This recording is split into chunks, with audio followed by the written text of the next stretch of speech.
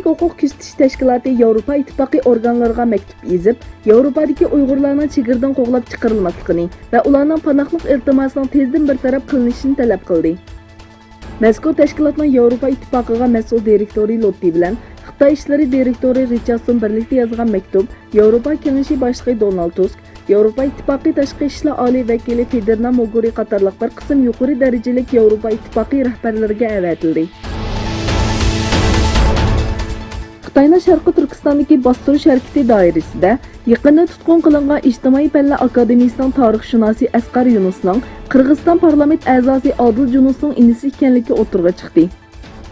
Qirg'izistonning Xitoyning qarziga va texnikasiga bo'lgan ehtiyoji sababli Xitoy tarafdori bo'lib kelgan bu parlament a'zosi bu masala haqida gap qilishni xohlamagan. Angliyaning Yevropa ittifoqi bilan imzolagan Yevropa ittifoqidan chekinish kelishimi Angliya parlamentida ovozga qo'yilishiga barab qolganda yangi bir referendum, ya'ni umumiy xalq ovozga qo'yish o'tkazishni tashabbus qilganlar 1 milliondan ortiq kishining imzosi qo'yilgan bir murojaatnomani Angliya parlamentiga topshirdi. Shuning bilan birga, Yevropa sotining bosh taftishi Angliyaning Yevropa ittifoqidan chekinish iltimosidan tek tarafli chekinsa bo'lganligini bildirdi.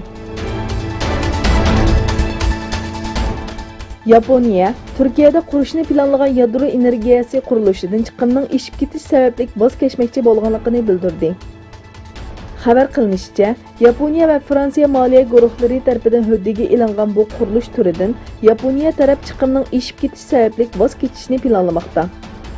Mitsubishi Eg'ir sanoat shirkati bilan Fransiya energiya shirkatlari hamkorligida elib berilgan bu qurilishning 2017-yili Turkiyaning Sinopda boshlanishi planlangan bo'lib, 2023-yili putib ishga kirishtirilishi mo'ljallanmoqda edi.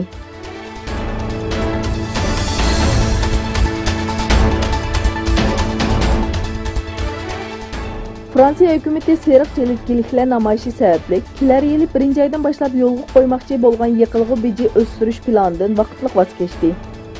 Fransiya bosh ministri Edouard Philippe televiziya nuqtasi so'zlab, bu bosh planining 6 oy kechiktirilganligini e'lon qildi.